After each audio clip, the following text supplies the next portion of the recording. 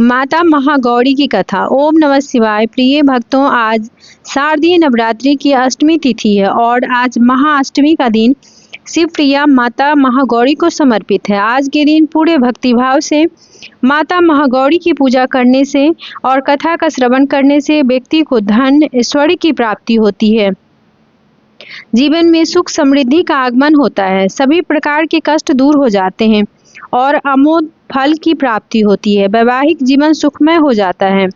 तो आज मैं सुना रही हूँ चैत नवरात्रि के अष्टमी के दिन सुनी जाने वाली माता महागौरी की दुर्लभ पौराणिक कथा। आप सभी श्रोताओं इन कथाओं को बड़ी श्रद्धा और प्रसन्न मन से पूरा अवश्य सुनिए। इससे सभी प्रकार की मनोकामना की पूर्ति होती है। कथा को आधा अधूरा छोड़े बिना कथा का पूरा श्रवण करें। तो आइए माता रानी का ध्यान करते हुए कथा का रसपान करते हैं। प्रिय श्रोताओं, देवी भागवत पुराण के अनुसार शुंभ और उसके छोटे भाई निशुंभ नामक दो असुरों ने इंद्रलोक पर आक्रमण कर दिया था।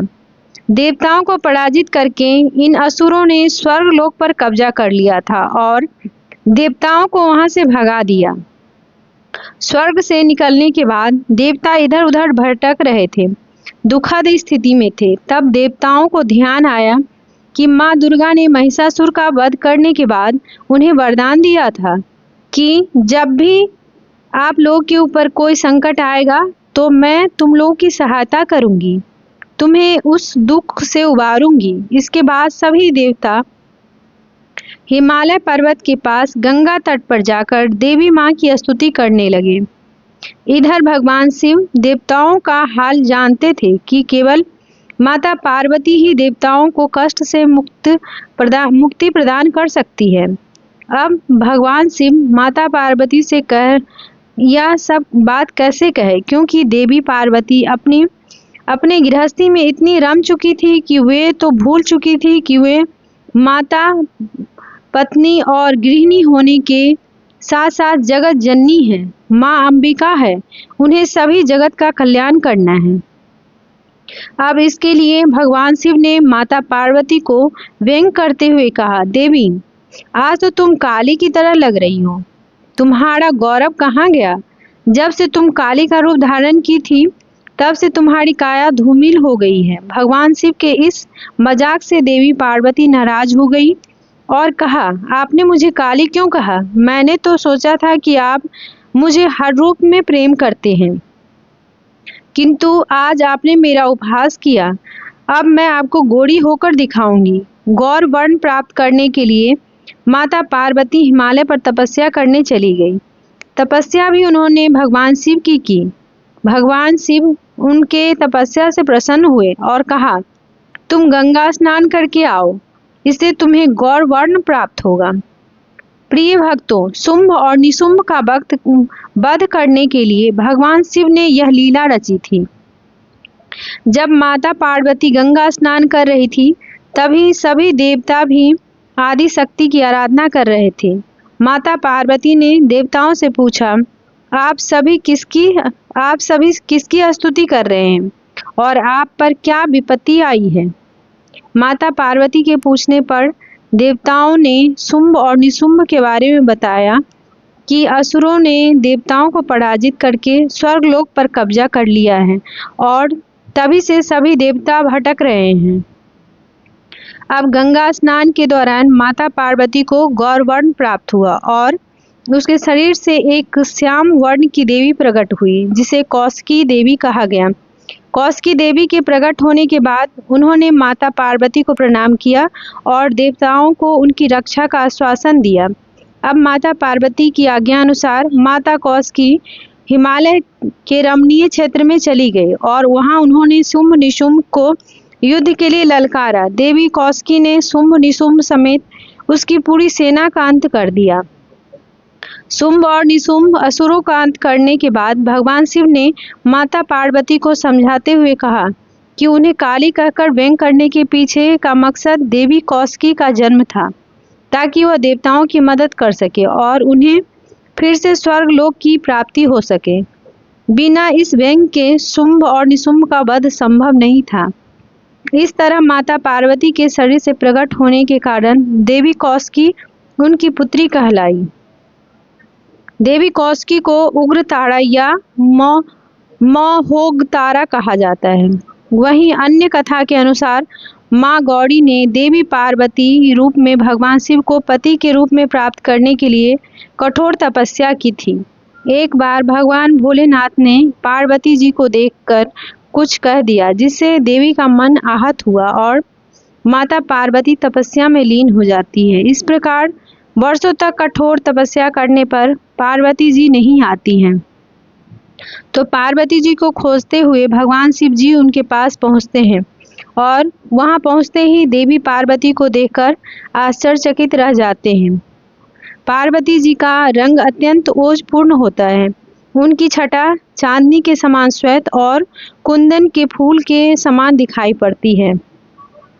उनके वस्त्र और आभूषण से प्रसन्न होकर भगवान शिव देवी उमा को गौर वर्ण प्रदान कर देते हैं और देवी विद्युत के समान अत्यंत कांतिमान और गौर वर्ण की हो जाती है तथा तभी से उनका नाम गौरी पड़ा। महागौरी रूप में देवी स्नेहमय, शांत और मृदुल दिखाई देती है।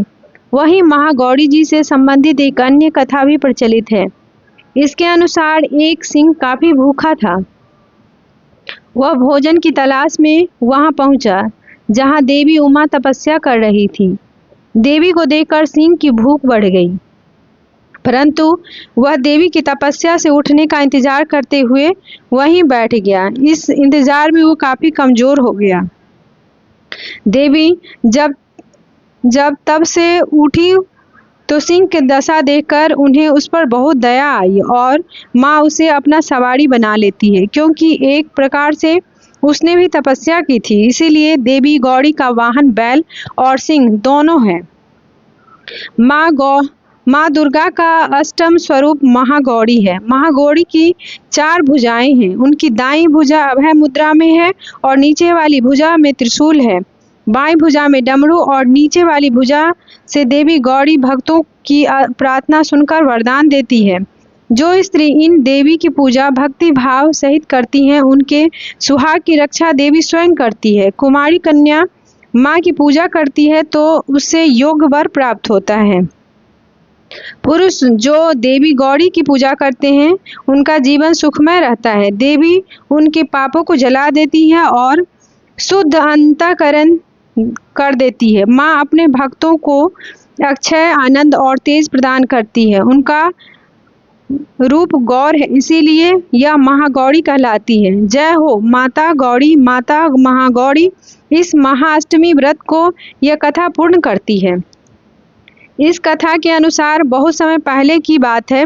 दक्षिण भारत के रामेश्वर में समुद्र तट पर एक गांव था। उस गांव में रत्नाकर पंडित रहते थे। पंडित रत्नाकर शिवजी और माता आदि शक्ति के बड़े भक्त थे। उस गांव में पंडित रत्नाकर का मान सम्मान तो बहुत था, पर उनके कोई संतान नहीं थी। पंडित रत्नाकर की पत्नी हमेशा माँ आदि शक्ति से प्रार्थना करती। संतान के लिए प्रार्थना करती थी। उन्हें लगातार कई वर्षों तक माँ की पूजा अर्चना की। कई सालों से संतानहीन पंडित रत्नाकर की पत्नी की प्रार्थना एक दिन माता सुन ली और वह गर्भवती हो गई। तो एक रात पंडित रत्नाकर के सपने में एक बालिका ने आकर कहा, मैं तुम्हारे घर आ रही हूँ, पर मेरी एक शर्त है। मैं जो कुछ करना चाहूँ तुम मुझे रोकोगे नहीं। पंडित रत्नाकर को यह आभास हो गया था कि माँ आदि शक्ति के सत, रज और तम को दिखाने वाले 3 रूप महासरस्वती, महालक्ष्मी और महादुर्गा ने मिलकर ही इस कन्या का रूप लिया है। समय आया और माता की कृपा से इस दिव्य कन्या का जन्म हुआ। पंडित रत्नाकर को यह पता चल गया कि वह कन्या माँ आदि शक्ति के धर्म की रक्षा के लिए प्रकट हुई है। पत्नी पंडित रत्नाकर उसी भाव से कन्या का लालन पालन करने लगी। तीनों महाशक्तियों के मिलन के इस स्वरूप को उन्होंने त्रिकुटा नाम दिया और उस बच्ची का नाम रखा त्रिकुटा। त्रिकुटा का स्वभाव जन्म से ही अनोखा था। बचपन से ही वह पूजा पाठ और धार्मिक कार्यक्रमों को देखकर प्रसन्न होती थी। त्रिकुटा को यह पता चल गया था कि भगवान विष्णु ने भगवान श्री राम के रूप में धरती पर अवतार लिया है। त्रिकुटा ने यह संकल्प लिया कि वह भगवान श्री राम से ही विवाह करेगी, अन्यथा आजीवन कुमारी ही रहेगी। त्रिकुटा ने अपने पिता से कहा कि वह रामेश्वर के तट पर रहकर तपस्या करना चाहती है। शर्त के मुताबिक पंडित रत्नाकर ने उसे नहीं रोका। 10 वर्ष की उम्र से ही त्रिकुटा समुद्र तट पर एक कुटिया बनाकर रहने लगी और भगवान श्री राम को पति मानकर उनको पाने के लिए कठोर तपस्या करने लगी। इसी तरह कठोर तपस्या करते करते त्रिकुटा को बहुत वर्ष बीत गए। सीता हरण के बाद भगवान श्री राम अपने भाई लक्ष्मण के साथ वानर सेना लेकर सीता की खोज करते हुए रामेश्वर पहुंचे। श्री राम को पुल बंध जाने तक वहां ठहरना था। भगवान एक दिन विचरण कर रहे थे, तभी समुद्र तट पर एक तेजस्विनी ध्यान मग्न कन्या को देखकर बहुत चकित हुए। उस कन्या के तप से वह स्थान अलग ही रोशनी से प्रकाशित हो रहा था। भगवान श्री राम उस कन्या के तपोस्थल तक पहुंचे। भगवान ने उस कन्या से पूछा, तुम कौन हो देवी, और इतना कम उम्र में इतना कठोर तप क्यों कर रही हो? ऐसी क्या अभिलाषा है जिसके लिए ऐसा घोर तप करने को विवश हो? उस कन्या ने भगवान को नम्रतापूर्वक प्रणाम करके अपना परिचय पंडित रत्नाकर की पुत्री त्रिकुटा के रूप में दिया और फिर अपनी प्रतिज्ञा बताई। त्रिकुटा जान गई थी कि उनके सामने साक्षात भगवान श्री राम जी खड़े हैं, इसलिए उन्होंने निवेदन किया कि आप मुझे पत्नी के रूप में स्वीकार कर लें। इस पर भगवान श्री राम ने कहा, हे देवी, यह संभव नहीं है। मैं एक ही पत्नी के संकल्प से बंधा हूँ। अपनी पत्नी के अपहरणकर्ता को दंड देने के लिए यहाँ तक सेना सहित आया हूँ। त्रिकुटा को यह सुनकर बड़ा ही दुख हुआ। त्रिकुटा ने अपने कठोर तप का वास्ता दिया और भगवान से विवाह करने की पुनः याचना की। त्रिकुटा ने कहा, प्रभु, क्या मेरा यह तप व्यर्थ हो जाएगा? मेरे तप में क्या वह शक्ति नहीं कि आपको प्राप्त कर सकूं? मेरा तप अभी कम है तो मैं इसे और कठोर करूंगी और तब तक जारी रखूंगी जब तक मेरी अभिलाषा पूरी नहीं हो जाती। भगवान श्री राम ने कहा, जब मैं सीता का पता लगाकर लौटूंगा तब तुम्हारे पास आऊंगा। यदि तुम मुझे पहचान लोगी तो मैं तुम्हारी इस बात पर निर्णय करूंगा। त्रिकुटा को इस बात से बड़ी ही प्रीत हुई कि उनका तप सफल है। भगवान ने उन्हें वचन दिया, अब उन्हें अपने स्वामी की प्रतीक्षा में सफल होना है। इस प्रसन्नता के भाव से भरकर त्रिकुटा का उत्साह और भी बढ़ गया। त्रिकुटा ने और कठिन तपस्या करना शुरू कर दिया। उसके तप का प्रभाव ऐसा था कि उनकी कुटिया के आसपास का पूरा क्षेत्र एक अलग ही प्रकाश से प्रकाशित होता था। अब भगवान श्री राम ने रावण का वध किया और विभीषण को लंका का राजा बनाकर अपनी पत्नी, भाई और समस्त सेना के साथ वह अपनी अयोध्या नगरी लौटने की तैयारी करने लगे। भगवान श्री राम जी लंका विजय के बाद पुष्पक विमान पर सवार होकर लौट रहे थे। उन्हें त्रिकुटा का दिया हुआ अपना वचन भी पूरा करना था। रामेश्वर के तट पर पहुंचते ही भगवान श्री राम ने विमान रुकवा दिया। सभी आश्चर्य में पड़ गए तो प्रभु उन्हें कुछ पल की प्रतीक्षा करने को कहा।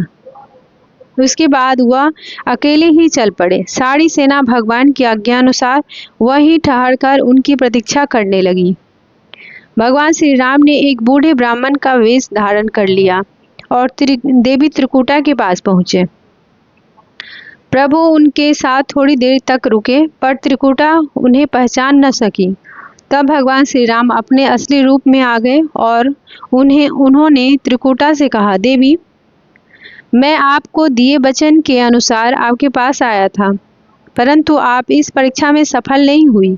वैसे भी इस जन्म में सीता से विवाह कर मैंने एक पति व्रत का प्रण लिया है, इसीलिए तुम्हारे साथ विवाह तो असंभव ही था।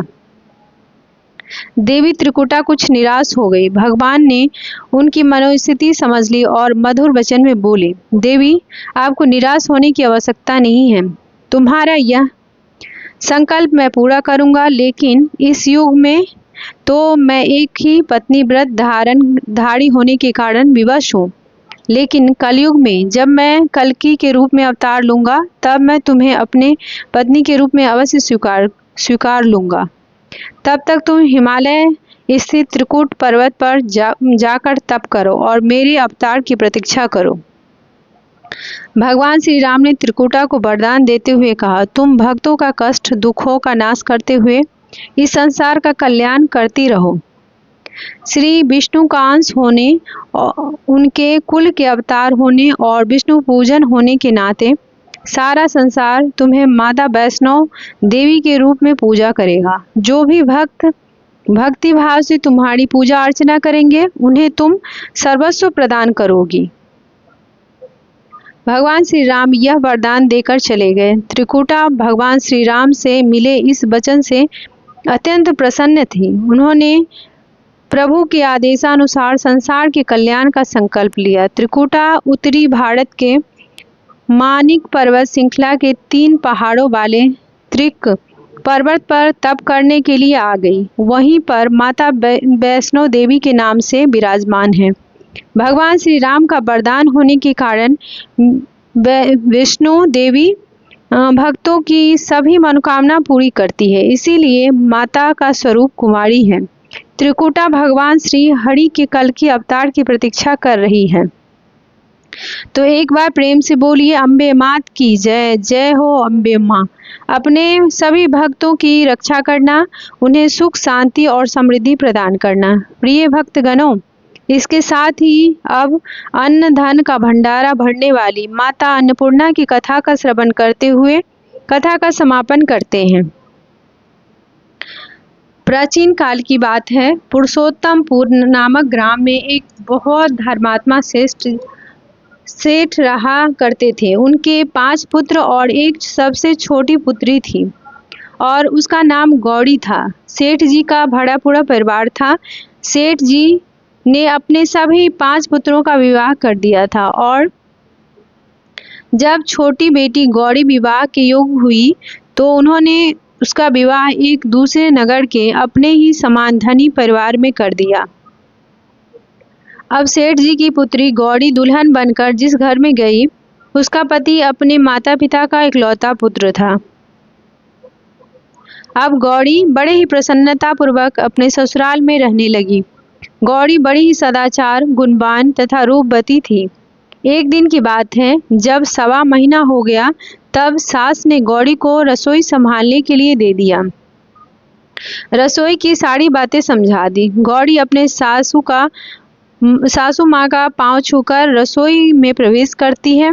तब सास ने कहा, बहू, रोज सुबह जल्दी उठकर पूजा पाठ करके रसोई में प्रवेश करना, फिर खाना बनाना। रोटी बनाते समय पहली रोटी गाय को और अंतिम रोटी कुत्ते को बनाकर देना।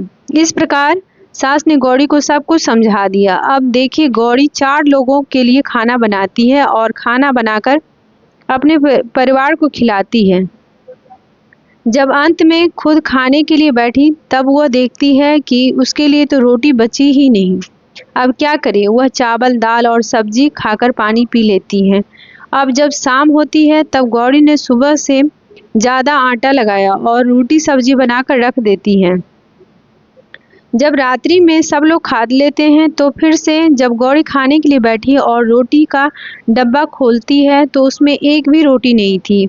यह देखकर उसे बड़ा ही आश्चर्य होता कि उसने तो सुबह से भी ज़्यादा आटा लगाया था, लेकिन रोटियां बची ही नहीं। अब वह सिर्फ सब्जी खाकर पानी पीकर सो जाती है। अगले दिन फिर उसने कल से 2 गुना ज़्यादा आटा लगाया और रोटियां बनाई, लेकिन फिर से उसे रोटी नहीं मिली। सभी रोटियां खत्म हो गई थी। अब उस दिन भी आधे पेट खाना खाकर ही उसे रहना पड़ा। इसी प्रकार गौड़ी चाहे जितना भी आटा लगाती, रोटियां उसके लिए नहीं बचती। यह हर रोज का काम हो गया था। वह सोचने लगी, आखिर कौन नहीं चाहता कि मैं रोटी नहीं खाऊं, मेरा पेट न भरे। गौड़ी इस आस में आटा ज़्यादा लगाती थी कि किसी न किसी दिन तो उसे रोटियां मिलेगी, किंतु ऐसा नहीं होता था। ऐसा करते करते वह बहुत कमज़ोर और दुबली पतली हो गई। प्रिय भक्तगणों, ऐसे ही एक दिन की बात है, जब गौरी रसोई में सब्जियां काट रही थी तो गलती से चाकू से उसका हाथ कट जाता है और रोटियां नहीं बन पाती। तो उसकी सास ने कहा, बहू रहने दो, आज मैं रोटी बना देती हूँ। तो गौरी ने कहा, नहीं सासू माँ, आज आटा लगा दीजिए, मैं रोटी बना दूंगी। प्रिय भक्तों, सास ने आटा लगाया और फिर बहू को दे देती है। बहू रोटियां बनाकर तैयार कर देती है और घर के सभी सदस्य रात के समय जब खाना खाने लगते हैं, तब सब लोग जब खाना खा लेते हैं, तब बारी आती है गौरी की खाने की। तो वो बहुत दुखी मन से खाना खाने बैठती है। वो सोचती है, आज तो सासू माँ ने आटा गूथा है, वो भी बहुत कम। आज तो मेरे लिए रोटियां बची ही नहीं होगी। यह सोचकर बहू मन ही मन बहुत दुखी होती है। किंतु जब वह रोटी के डब्बे को खोलती है तो उसने देखा कि उसमें 4-5 रोटियां पड़ी हुई है। यह देखकर बहू बहुत खुश होती है। अब क्या था, ऐसे ही 7 दिनों तक बहू की सास ने आटा गूथा और बहू रोटियां बनाती है और बहू को रोज रोटियां खाने को मिलती है। इन 7 दिन बहू ने भरपेट खाना खाया। अब 8वां दिन आया, तब सास ने कहा, गौरी क्या मैं आज आटा गूंथ दूं या फिर तुम आटा गूंथ लोगी? गौरी ने कहा, नहीं सासू माँ, मेरी हाथ ठीक हो गई है, मैं आटा गूंथ लूंगी। प्रिय भक्त, उस दिन गौरी ने आटा गूंथा और रोटी बनाई।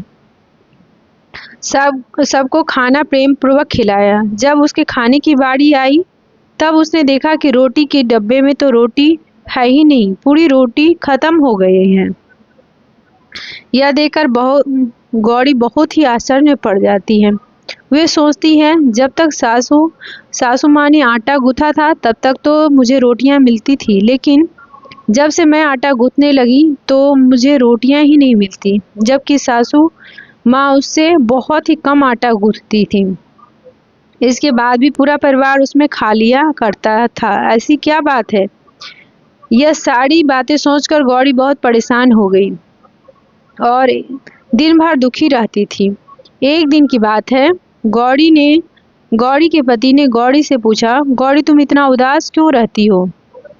इतना सारा धन संपत्ति तुम्हारा ही तो है, तुम्हें रोकने टोकने वाला कोई नहीं है। तुम अपने मन से अपने पसंद का भोजन बनाकर खा सकती हो। तुम दिन ब दिन इतनी कमजोर कैसे होती जा रही हो? गौरी ने लाज और संकोच से अपने पति को कुछ नहीं बताया। तब उसके पति ने सोचा कि शायद उसकी पत्नी को उसके माता पिता की याद आ रही है, इसीलिए अगले दिन गौरी का पति अपने माता पिता से कहता है कि पिताजी, मुझे लगता है गौरी को उसके माता पिता की याद आ रही है, मैं उसे मायके ले जाकर उसे मिलवा लाता हूँ।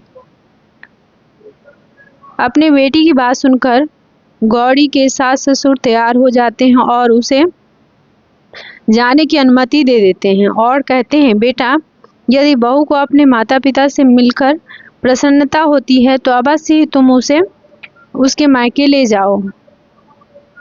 अब गौरी का पति अपनी पत्नी को लेकर उसके मायके जाता है। दामाद और बेटी को देखकर उसका बहुत ही अवगत होता है और तरह तरह के व्यंजन बनाए जाते हैं, खिलाए जाते हैं और बहुत सेवा सत्कार होता है। उसी दिन रात में समय मिलने पर गौरी की माँ ने अपनी बेटी को कोने में ले जाकर पूछा, बेटी तुम इतनी दुबली पतली कैसे हो गई? तुम बहुत कमजोर दिख रही हो। क्या बात है, तुम्हें कौन सी बात खाए जा रही है? क्या तुम्हारे ससुराल वाले तुम्हारी चिंता नहीं करते, तुम्हें दुख देते हैं? ऐसी कौन सी बात है जिससे तुम्हारी यह दशा हो गई है? माँ की बातें सुनकर गौरी अपनी सारी परेशानी, सारी चिंताएं सब कुछ बताती हैं। अपनी बेटी की बात सुनकर गौरी की माँ ने कहा, बेटी, हमें लगता है माँ अन्नपूर्णा तुमसे नाराज हो गई है। इस विषय में तो मैं कुछ नहीं कर सकती, लेकिन तुम्हारे ससुराल में हमारा बोलने का कोई अधिकार नहीं है, इसीलिए मैं तो कहूँगी कि तुम यहाँ से जाने के बाद इस विषय में अपने सास और ससुर से बात करना, वही कुछ हल बताएंगे और तुम्हारी समस्या का समाधान होगा। बेटी, माँ अन्नपूर्णा जिससे नाराज होती है उसके साथ ऐसा ही होता है। अब अपनी माँ की बातें सुनकर गौरी निश्चय करती है कि वह सारी बातें अपनी सासू माँ से कहेगी। अब जब सुबह का समय होता है तो गौरी अपने माता पिता से विदाई लेकर अपने ससुराल आ जाती है। ससुराल आने के बाद वह अपने सास ससुर और पति से सारी बातें सुनाती है और कहती है, माँ जी, जब से मैंने रसोई संभाला है और खाना बनाती हूँ तब से मुझे एक भी दिन रोटियां नहीं बचती। मैं बिना खाए ही सो जाती हूँ। कभी कभी तो पानी पीकर सो जाती हूँ और कभी कभी चावल सब्जी खाती हूँ। रोटी तो मुझे मिलती ही नहीं है। और माँ जी, आपको याद है मेरा हाथ कटा था, तब आप उस समय आटा गूथा करती थी और वह भी बहुत कम मात्रा में, फिर भी मुझे रोटियां बचा करती थी और मैं भरपेट खाना खाती थी। लेकिन अब जब मेरे हाथ का घाव ठीक हो गया है तब मैं फिर से आटा गूंथने लगी और रोटियां बनाने लगी। अब मुझे फिर से रोटियां नहीं बचती, मेरे लिए रोटी नहीं बचती, मैं आधे पेट ही खाना खाती हूँ। अपनी बहू की बातें सुनकर सास को सब कुछ समझ में आ गया। उसने कहा, बहू, यह शायद मेरी ही गलती है। मैंने तुम्हें सब कुछ बता दिया, सब कुछ सिखाया, लेकिन एक बात बताना भूल गई। ऐसा कहकर सास अपनी बहू का हाथ पकड़कर रसोई में ले जाती है। एक परात में आटा निकालकर उस आटे को अच्छे से गूंथती है और गूंथने के बाद उस गूंथे हुए आटे पर अपनी उंगलियों की 5 छाप लगा देती है और कहती है, बहू, यह माँ अन्नपूर्णा का छाप होता है, ये उनका चिन्ह माना जाता है। आटा लगाने के बाद कोई भी स्त्री इस तरह छाप लगाती है तो उसके घर में बरकत होती है। इसका अर्थ यह है कि माँ अन्नपूर्णा की कृपा सभी परिवार वालों पर बरसे और कोई भी सदस्य भूखे पेट न सोए। बहू, मैं तुम्हें ऐसा बताना भूल गई। आज से तुम आटा लगाते वक्त आटे पर अपने 5 उंगलियों के छाप छोड़ देना और माँ अन्नपूर्णा तुम्हारे ऊपर अवश्य कृपा करेगी। तुम कभी भी खाली पेट या भूखे पेट नहीं सोओगी। यह बरकत का चिन्ह होता है। अब अपने सासू माँ की बात सुनकर बहू रोज आटा गूंथती और फिर उस पर अपने 5 उंगलियों की छाप छोड़ देती और फिर रोटियां बनाती। अब बहू को भी हर रोज रोटियां मिलने लगी। वह पेट भर भोजन करने लगी और स्वस्थ भी हो गई। माँ अन्नपूर्णा की कृपा उस पर बरसने लगी। उसके हाथ में अन्नपूर्णा का वास हो गया।